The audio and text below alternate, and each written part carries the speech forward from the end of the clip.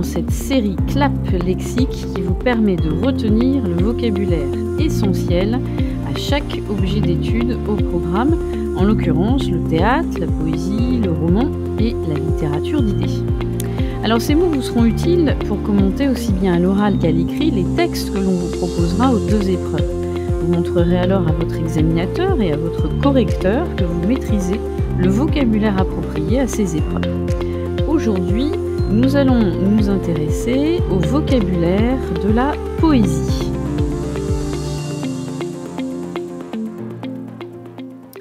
Alors, dans cet épisode 3, nous allons aborder, après avoir abordé les termes techniques concernant l'analyse poétique, nous allons aborder et évoquer ensemble les formes poétiques qui étaient majoritairement utilisées en poésie, qui le sont encore par certains poètes. Alors, on va commencer sur donc l'infographie. Vous avez la liste des noms justement de ces formes poétiques pour pouvoir suivre chronologiquement ce que l'on va aborder ensemble. Alors tout d'abord, le sonnet. Le sonnet, c'est la forme poétique que vous devez connaître avant tout, puisqu'elle a été majoritairement utilisée par les poètes. Elle a été créée au XIVe siècle par l'italien Pétrarque, et il est très donc fréquemment utilisé dans la poésie à partir du XVIe siècle. Tout simplement, retenez l'idée qu'un sonnet est toujours constitué de 2 strophes de 4 vers, qu'on va appeler quatrains, et de 2 strophes de 3 vers qu'on va appeler tercets.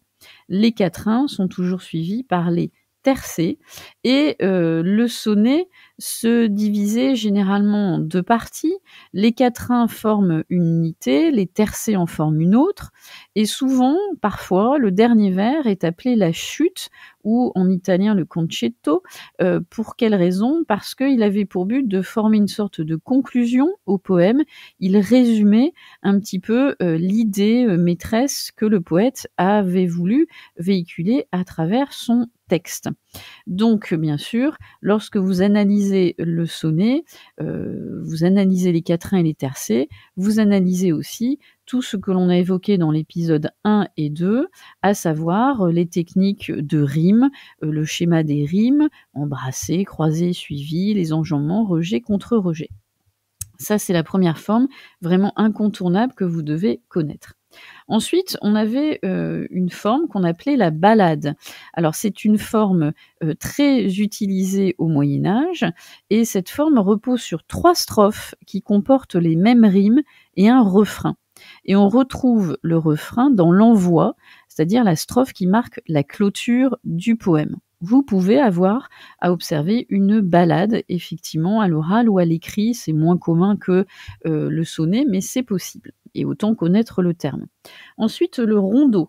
Alors, le rondeau, c'est une forme qui est apparue au XVe siècle, et le rondeau comporte 15 vers répartis sur 3 strophes. Et son refrain apparaît au premier vers, à la fin de la deuxième strophe et au dernier vers. Et c'est pour ça que c'était une sorte, on a appelé ça comme ça, parce que ça formait une sorte de ronde, voilà, pour le rondeau. Donc 15 vers répartis sur 3 strophes. Vous avez l'Ode, qui est un poème lyrique qui était hérité de l'Antiquité. Alors, il était composé de plusieurs groupes, de 3 strophes qui avaient la même longueur, et l'Ode a pour objectif avant tout de célébrer un personnage ou un événement. Alors, vous avez des odes célèbres, comme par exemple l'ode à Elvire de Lamartine, qui, à ce moment-là, est à observer dans aussi tout l'esprit romantique. Ensuite, vous avez le poème en prose. Alors, le poème en prose, c'est un genre qui, historiquement, est né au XIXe siècle. C'est un texte poétique bref.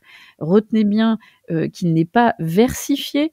Il est organisé en paragraphes. On ne parle plus de strophes, mais de paragraphes.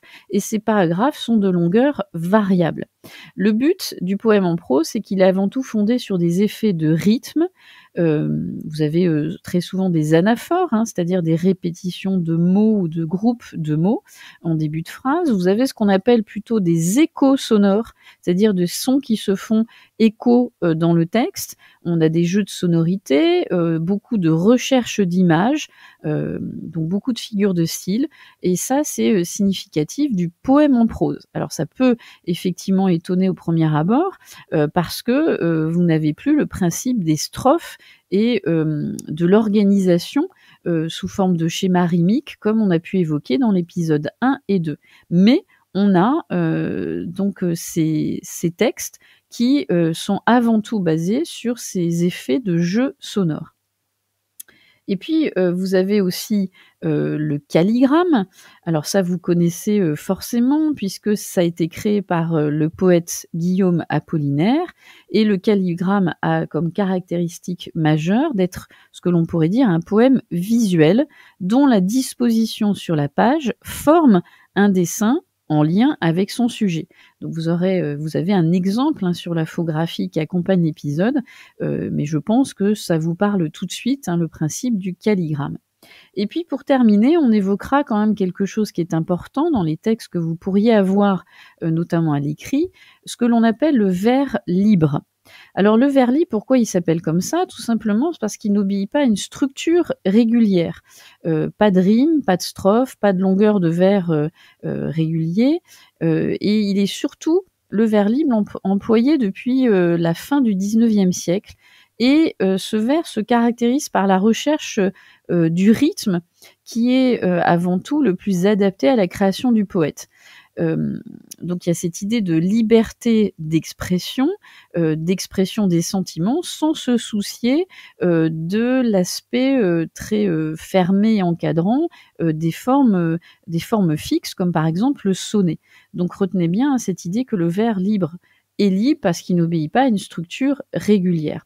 Et on pourrait rajouter aussi un élément significatif, c'est que bien souvent la ponctuation est absente, et c'est ce qui permet au poète justement toutes les modulations possibles du rythme et de multiplier les interprétations poétiques.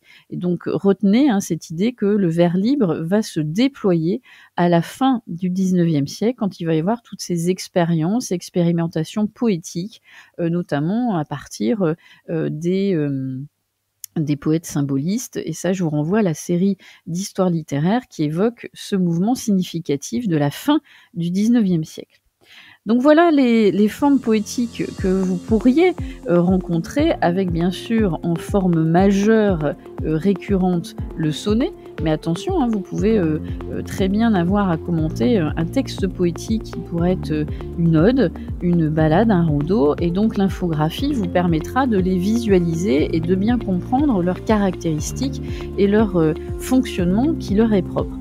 Voilà, donc à travers cet épisode, vous avez vu les formes poétiques. N'oubliez pas que vous avez l'épisode 1 et l'épisode 2 qui vous évoquent tout le vocabulaire un petit peu technique propre à la poésie.